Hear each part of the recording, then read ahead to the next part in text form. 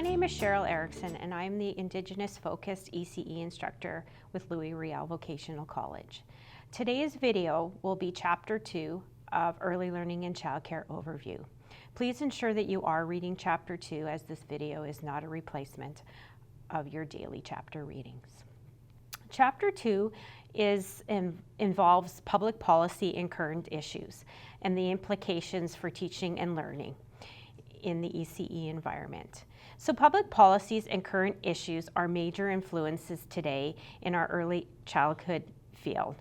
From public policies to funding, to the qualifications of our early childhood educators, our standards are all a part of the scope involving issues and public policies for young children and our licensing standards today. It's very important for us as early childhood educators to understand what those current issues are and how public policies have been established to help us overcome certain barriers. Help us to better teach and better educate young children. So we're going to go through the slides and identify some of the current issues and policies within the province of Manitoba. So when we talk about the involvement of the political side of childcare, here in Manitoba we are regulated through Manitoba Early Learning and Childcare. They do set our standards for licensed childcare centers. They do several check-ins through the year. They ensure that centers are following policies and procedures. They set the qualifications for staff and identify what it means to be a high-quality program, high-quality ECE. So that's where regulations are established, as well as there's funding involved through subsidies or grants and operating funds for centers. Going forward and thinking about some of the current issues that affect children, since I have covered the government side of it and the public policy, some of the practices that have been established in our field of early childhood education, as well as education in general, have been established to offer children an advantage to start school. Studies over the years have shown that children entering in school are lacking certain skills. They don't have the basic foundations to start them off being successful in the education field. So things like in universal preschool or Head Starts have been established that identify specific core curriculums for children that ECEs or educators can teach them to make them successful for school. Here in Manitoba, we don't have a funded preschool program. However, we have nursery schools that are funded. We have Head Starts that are funded, and it allows for children the opportunity to get ready for school. We have programs such as Kindergarten Here We Come or Ready, Set, Go for school. So these programs, again, identify children that may need some extra support to be successful in school. And it could stem from socioeconomic status to where they're living. Those would be the types of communities that would be identified to participate in those types of programs. So other contemporary issues are around children and caring for children and that education process is identifying children that aren't at the best advantage. So looking at it from this side of an ECE, how can we as ECEs identify children that will need extra support and help them? So that's a big important part of our practice. So some of the contemporary issues happening today that are still happening today is we still have a great increase in the rates of poverty. And so with poverty comes many social economic disadvantages. We still have children from the Great Recession, or children who have two families still working, but or two parents still working in their family rather, that families are struggling to make ends meet. And within that, children aren't offered the supports that they may need in order to be successful. We still have achievement gaps. We have issues still with girls not being identified or not being supported in the STEM field. And so that's science, technology, engineering, and math. It's more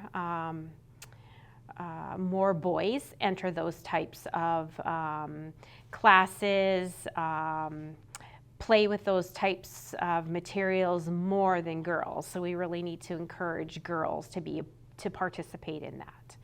As well as it's been identified that low-income schools often have the least qualified staff. And so more support needs to go into low-income schools to attract qualified teachers or train the teachers that are in there so that they are more qualified and more apt or better off to deal with the situations that may arise within those programs. As far as current issues go in childcare as well, and you might see this a lot more often in the education system as schools are adapting to changes as well. And yesterday I spoke about this as well. When we care for children, we're not just caring for children, we're caring for their family.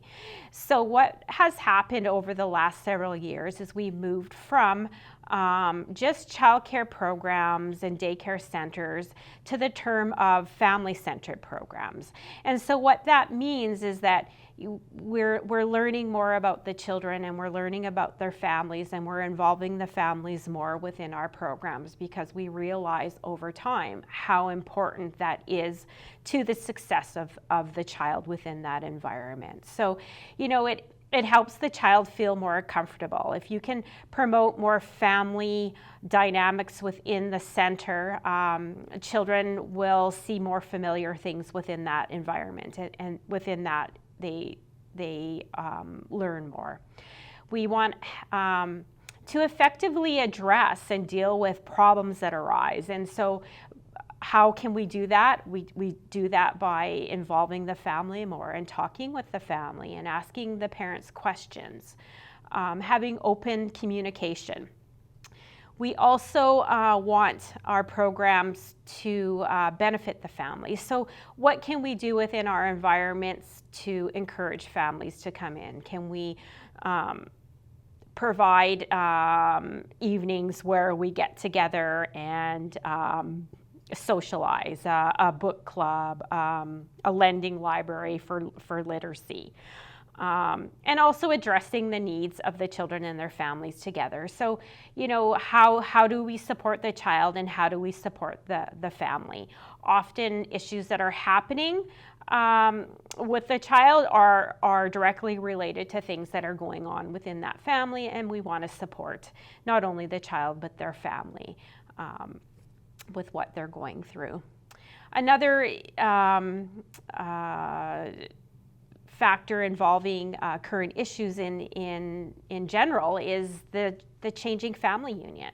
So we're seeing many different family structures going forward, or as children are enrolling in environments. We see often a single parent family or blended and step families. We're seeing more heterosexual families. We're seeing different roles within that family. So often grandparents are raising the children, raising their grandchildren, or fathers playing more of a active role within the household.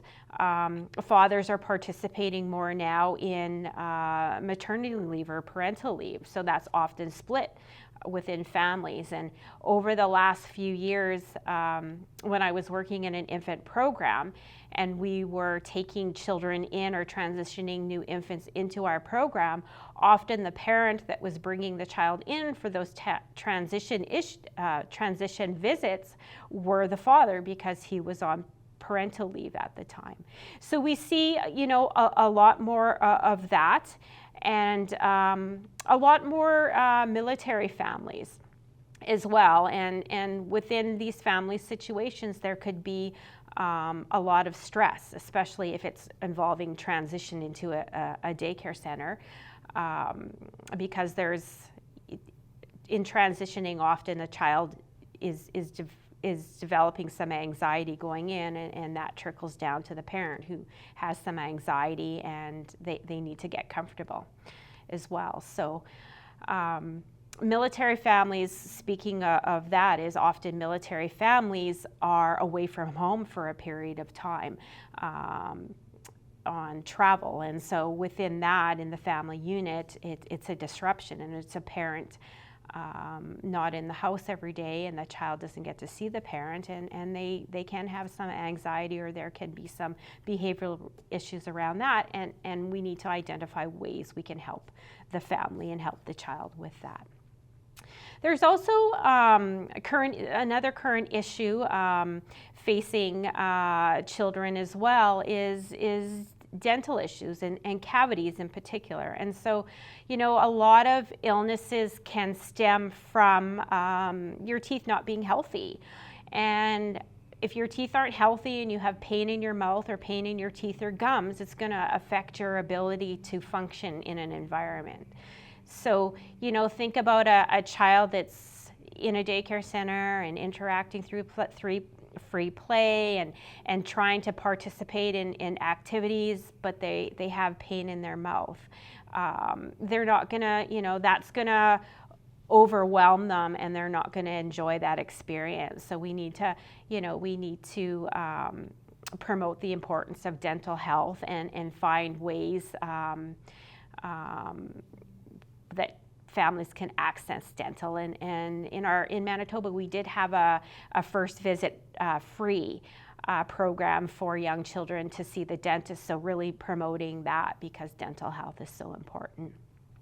We've also seen many changes in health and illness. So asthma has increased over the last few years, and many children have asthma attacks or breathing related illnesses. So we've seen a lot more EpiPens come into childcare centers. So we want to really be proactive and have that medication on hand in case a child is having an asthma attack. We want to find out what it is that's making that child have an attack, and adjust our environment accordingly. If it's pets, maybe at this time pets isn't a good thing to have in your daycare center if children have allergies or asthma attacks related to that. Lead poisoning has been an issue in the past, and I know that a lot has changed in the last number of years regarding lead-based paint. It's not something that I think is even, I think you can even purchase anymore, but there was a time where cribs had lead-based paint, and often children's toys were painted. The little car toys were painted with lead-based paint, which if children put in their mouth and orally, they could ingest it, and they would get lead poisoning, which could be lethal. So, over time, unfortunately, it was realized that that's what had caused it, and we've eliminated those types of purchases and materials from our environment. We also went through a purge a few years ago with BPA plastics, and that could promote cancer, and so we eliminated a lot of the things that we were using for plastic in our environment to ensure that our environment was safe for young children. We have seen an increase of diabetes, type 2 diabetes. We are or have moved into an oversized generation where we want bang for our buck. We want to get as much as we can for a dollar. Everything is very expensive. And because we're, eating things that we shouldn't and supersizing, and depending on where you live, a lot of northern communities, it's very expensive to buy the healthy foods.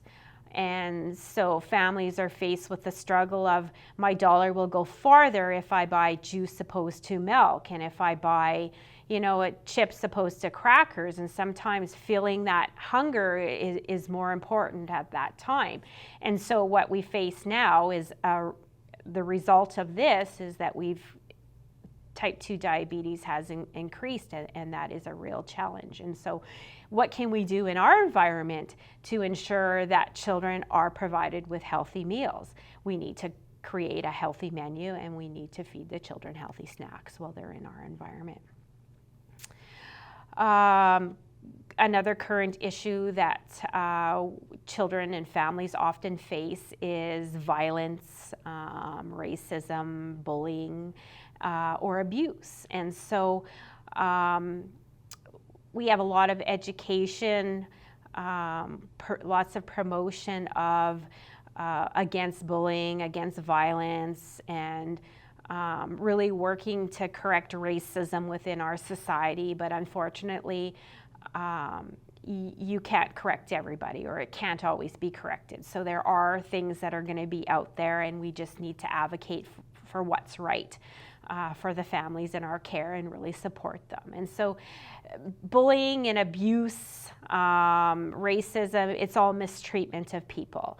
And we need to be the voice for young children. They can't always stand up for themselves, and they don't always have the right words to say. So it's our job to provide them with those right words and to advocate for them. And we need to support families as well and find out what types of services are available out there to encourage prevention, or where we can seek help if we feel it's something that we need support with as well. Children often do experience violence. There is a lot of violence on TV, and there's a lot of violence in cartoons and movies, video games, and sometimes within the environment that they live. Not only in their home, but it could be the neighborhood they live in. There could be domestic violence. And so that does affect children, and it affects their safety, and it could affect how they feel about themselves. So we really need to be an advocate for the children and to support them. We have learned through studies and from observing children that violence is often learned, and it is learned from what children are seeing. So if we show them a movie, or if they see that domestic violence in the house, what they see is that mom or dad is doing this, so it must be okay, or mom and dad let me watch this TV show, so it must be okay, so therefore I can do that as well. And so we give the children mixed messages by showing them examples of violence. So we need to really encourage the positive things, and really screen what they're seeing on TV, those video games, and seek help in the event of domestic violence. Daycare centers are violent-free zones, and we will support the function of healthy families. It is by law for ECEs to promote any suspected abuse, and that is for the protection of the child. So it's often hard to do that. But it's not you saying that a family is abusing or somebody is abusing a child. What your job is to report it, and it's up to Child and Family Services to investigate and come to a conclusion and help the family that is obviously in need. Bullying has increased over the years. Bullying takes very, very varied forms, from cyberbullying to just bullying in a classroom, in a school, in a playground. So we really need to work at projects that are anti-bullying, and again, really need to work with children to give them the words and to help them if it's something that is beyond their abilities or capabilities to deal with. Cyberbullying has increased immensely over the last few years, and so it's really important if you are a child that has access to or a parent of a child that has access to a computer, that you're really screening it. Cyberbullying is a threat. It's harmful to a child. It could hurt the child. It could affect how they feel about themselves. It could be stalking, harassment, torment, humiliation. It happens not only on computers, it's happening with cell phones and text messages and pictures. So really important to watch those devices. And children as young, I've had a child as young as 7 come into a daycare center with a cell phone. And, you know, that is something that is hard to manage. And so I think policies are really important regarding cell phones and cell phone usage, because it's something that's out of your control. You cannot control what a child may be doing on their phone. So it may be best that that is something that stays in a locker or stays at home. And you develop policies and procedures to deal with that and to support a child who may be in need.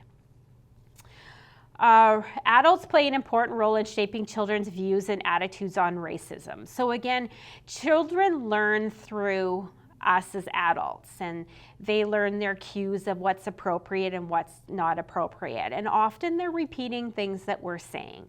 So it's really a check about what you say in front of your child is going to be repeated often. And so in the daycare center, we are a very inclusive, a very diverse environment, and we welcome all families and we support all families.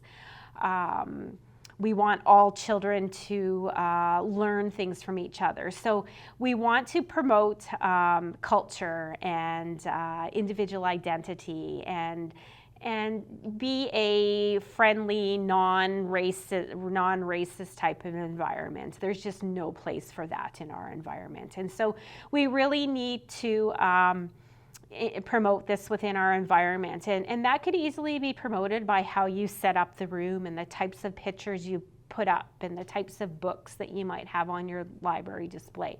And that could be books that depict pictures of families, different generations. It could be of different colors,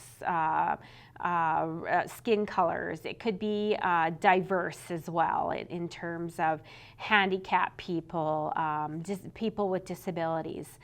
To really encourage that within your environment and to talk about racism and why it's not acceptable and how much those words can hurt somebody. So something that really needs to be addressed head on and advocated for and not tolerated within our environment. So child abuse and neglect as well is not acceptable within that environment. And again, I'll reiterate that it is something as ECEs that we are responsible to report. It is our job to keep children safe within our environment, and the daycare center is to be a safe environment. So if child abuse is mistreatment or it could be sexual abuse, it could be sexual exploitation.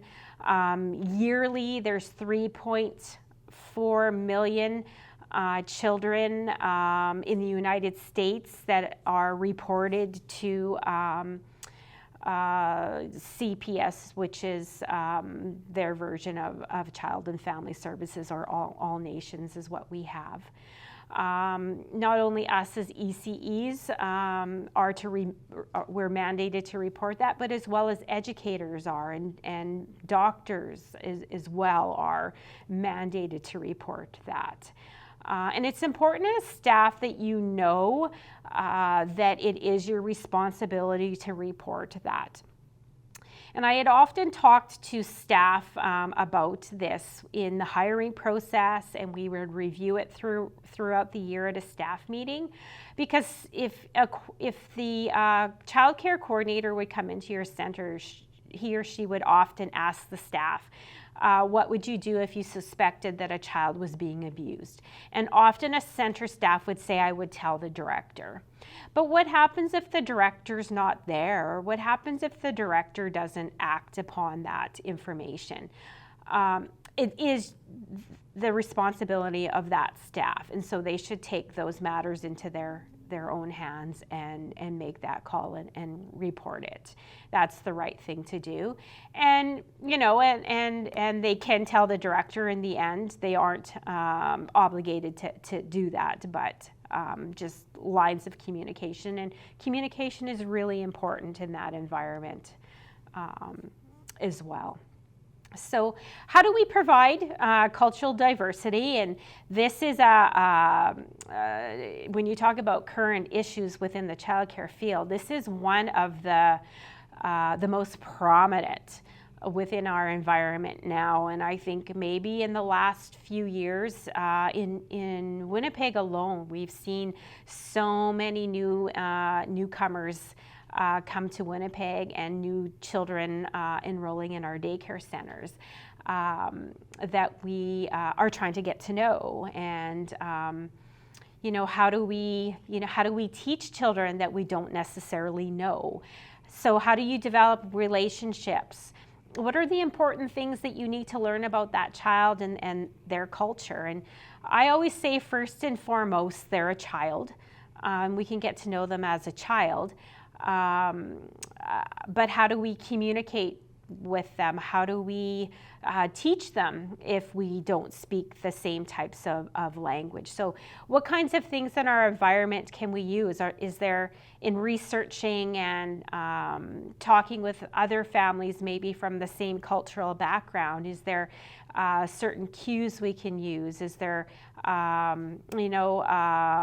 materials that might be similar? So can we connect on that level? Maybe it has to be more hands-on, showing by example, simple sentences, appropriate instructional materials. So pictures maybe instead of words, because if they don't speak and understand our language, are they going to understand the words that we're saying?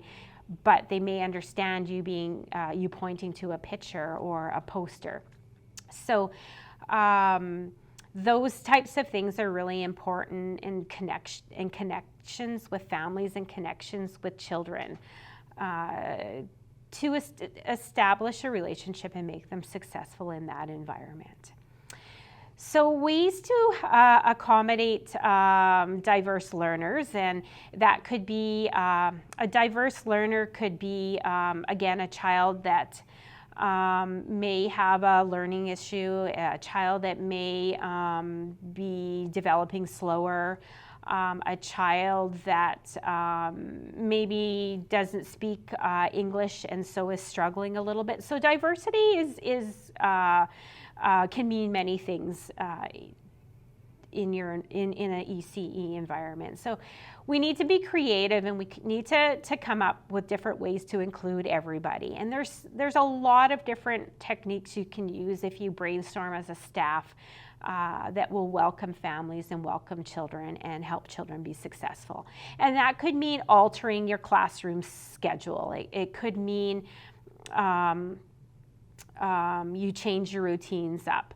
I know that often in the preschool program I worked in, when we were transitioning children from the infant room to the preschool room, we often changed meal times and nap times, because we found that they were on the young side of 2. They had just turned 2, so they were used to eating lunch earlier, and they were used to napping earlier. And so when they came to preschool, everything was pushed back a little bit later.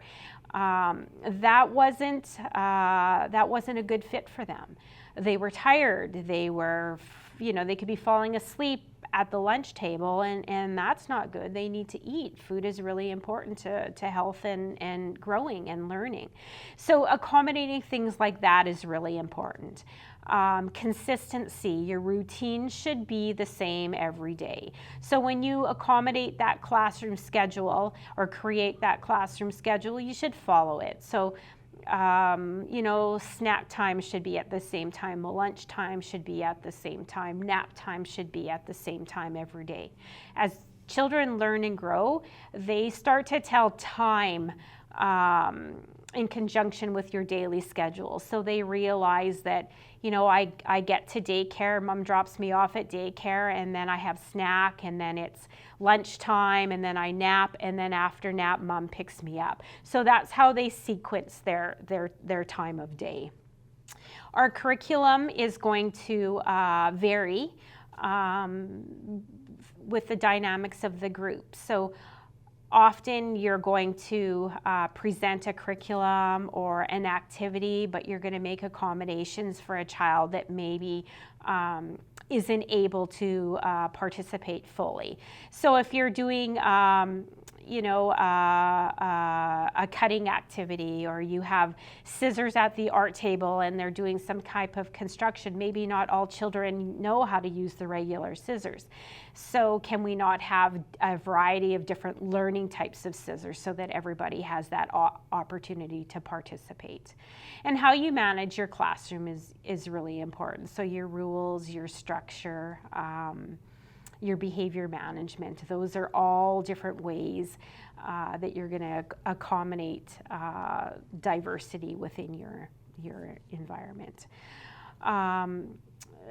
Diversity as well, and diverse learners, we look at different ways of groupings.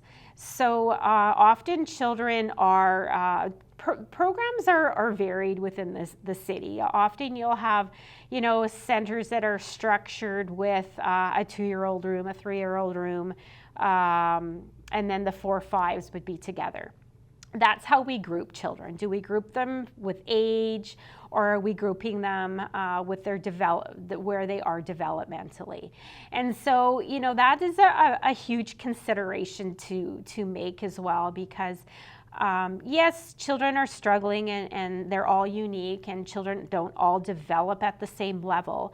But we need to be aware that, a 4-year-old child who isn't developed at a 4-year-old level and is maybe has been diagnosed with a learning disability, and so developmentally they've assessed the child at being at 2.5. We're not going to put that 4-year-old with the 2.5-year-old children. There would be a big difference in size. And there could be, a child who has maybe a cognitive delay, maybe physically advanced compared to some other children. So there's varying types of disabilities. What really should happen is that child with that delay at 4 should be with the 4-year-olds. However, you're going to modify and present developmentally appropriate curriculum within that room or that age grouping to ensure that child is going to be able to participate, as well as what your physical arrangements are. So if you have a child within a wheelchair, how is your room going to be set up to ensure that child can be moved around the room or can freely move around the room on their own? They should be able to not be stopped by barriers or safety considerations, things that are on the floor that could cause a chair to tip or whatever. Physical arrangements should accommodate that child with disabilities. Rules should be set that are safe and fair for all children, and there are times we do have to make accommodations because of where the child is at developmentally and what kinds of things that they're doing. But at the end of the day, safety of all the children is really an important practice. Transitions are really important as well for children, for most children, and can be even more challenging for a child that may have a disability. So transitions are a smooth move from one activity to another. Children who aren't smoothly transitioned from one activity to another are often left in a position where they're waiting. So they're asked to go line up. And what typically happens when children are in line waiting is they have nothing to do and they become bored. And so they might pinch or poke the child beside them, and then a behavioral problem will occur. So a child that is struggling and has some learning disabilities or physical disabilities, this could even be more challenging to them. So have a smooth transition. Think about, get ready. What is your process? Where do you want the children to go next? And have them avoid lining up or stopping and starting again, because those types of behaviors are just setting children up for failure, and our goal is to set children up for success. So with current issues, again, in early learning and childcare, I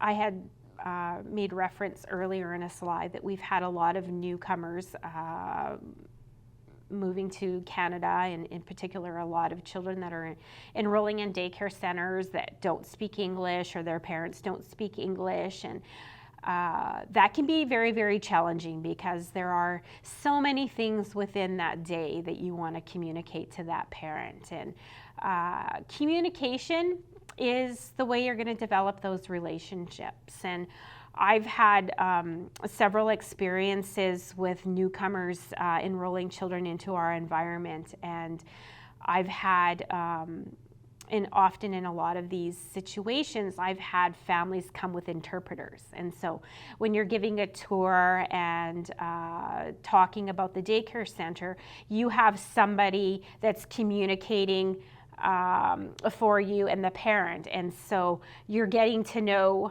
a little bit about them, and they're getting to know a little bit about the center, and they're seeing what the center is all about.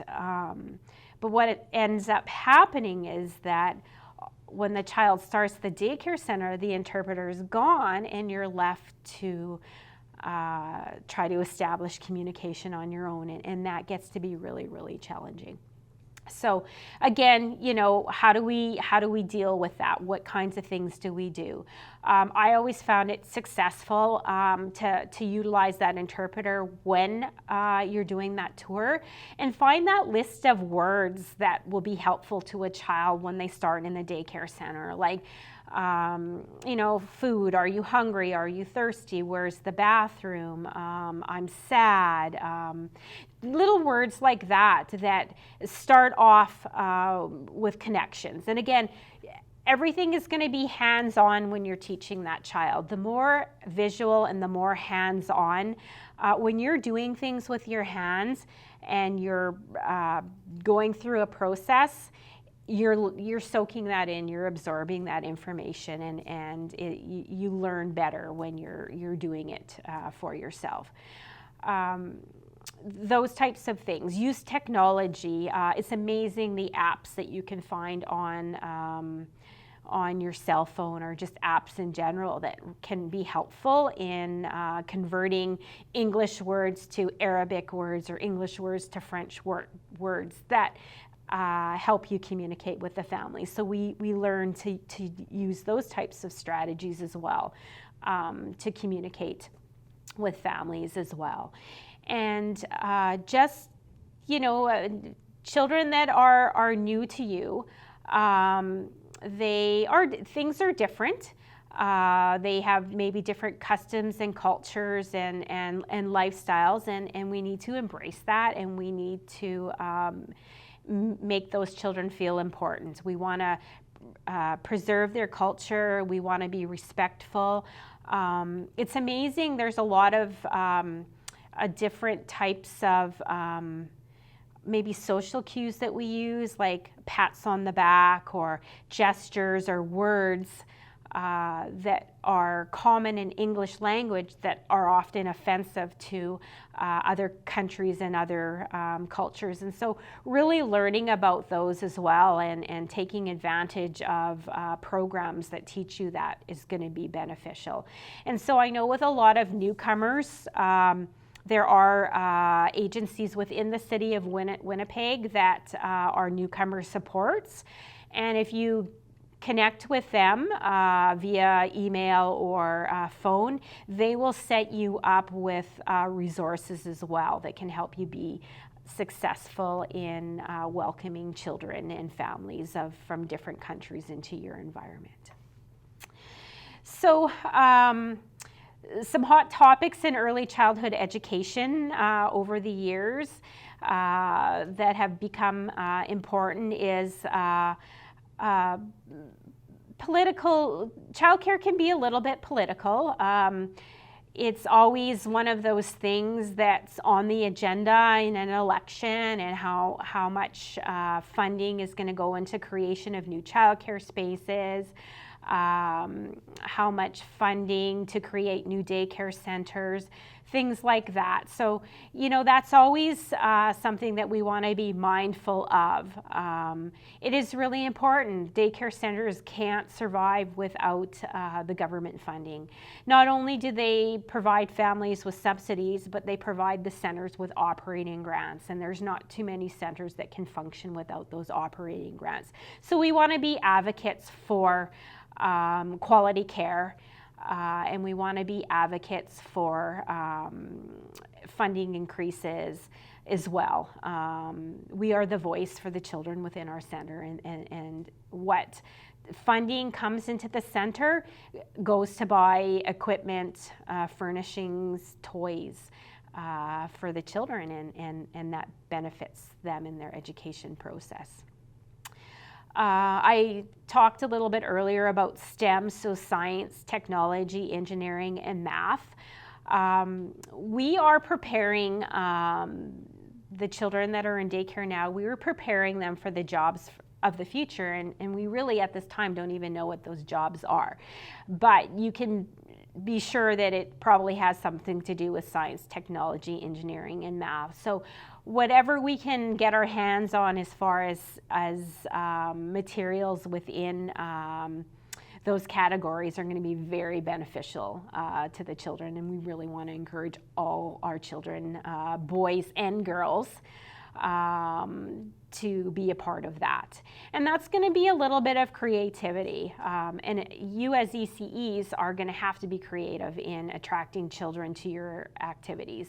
I always use the example of my son who never went to the art table. He was 4 years old. It was the year before he was going to start kindergarten, and I was thinking, wow, you're not even writing the letters of your name. All he wanted to do was play with Lego and build with blocks and play floor hockey and things like that. He was more physically active. And so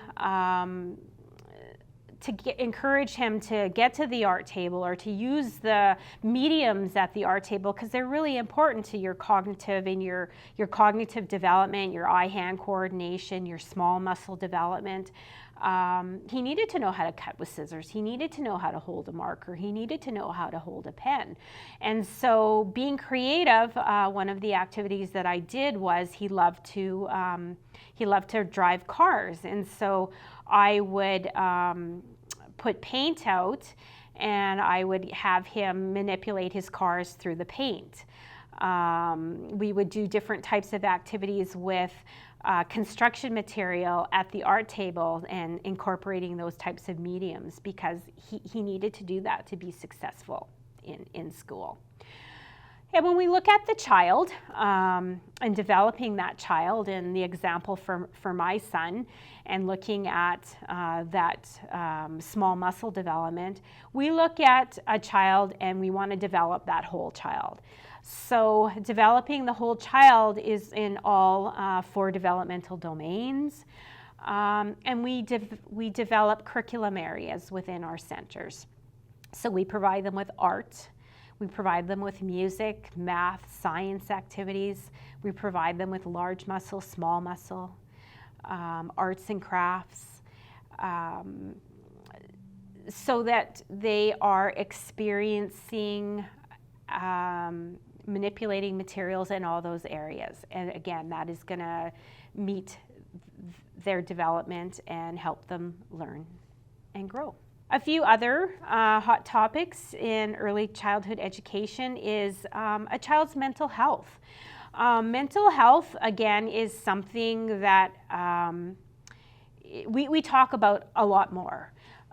It's really important that we're accepting of the fact that people have anxiety and people have depression and people have sadness, and so we have that as adults. That often trickles down to children as well. Children can have a lot of anxiety. They can have, social anxiety, behavioral challenges as well. And so we want to ensure that our program is benefiting and is promoting the health and wealth of that, health and well-being of that particular child. And so that's going to be incorporating programs within your environment that are helping that child. Whether it's, allowing, administering medications or modifying your program. If a child gets anxiety over loud noises and you have a room in your center that a gym area where the kids go and play and it gets really loud when they get involved in their play. It's knowing the cues of what is going to upset that particular child, or asking them if they're okay within that environment, or do they want to be in that environment, and taking them out if it gets to be too much. So that's just an example of that emotional, social, mental health. It's really important to ensure that we're meeting that particular need. As well as ECEs. Yesterday we did talk about high quality care, or high quality early childhood educators, and what that means. And so we need to promote high quality and determine what makes a high quality center. What is it about your particular center that's promoting quality and high quality ECEs? Is it lower staff-child ratios? High quality, that's an example of one of the realms of determining high quality environment. Is it that you staff participate in professional development for 20, 30 hours per year? So what is it that makes your teachers highly effective working with children? And knowledge is power, and any knowledge that staff are gaining is going to benefit the children within that daycare environment. And technology as well. So what kinds of technology can you incorporate into your program that's going to benefit the child? And I always look at the other side of technology as well, because we live such busy lifestyles, and with ECE's shifts, often they're working shift work, so you don't always connect with the parents. What kind of technology works best within your center to keep lines of communication open with family, to make sure that everybody's on the same page? Or if a parent needs to talk to an ECE immediately, how do you go about doing that? And often technology is the best route to use for communication. So that concludes our lesson 2, chapter 2 lesson for Early Learning and Childcare Overview. If you have any questions or need clarification on chapter 2, please do see your instructor, as well as it's important to check in with your instructor to ensure that you haven't missed any handouts for the class or any assignments pertaining to chapter 2.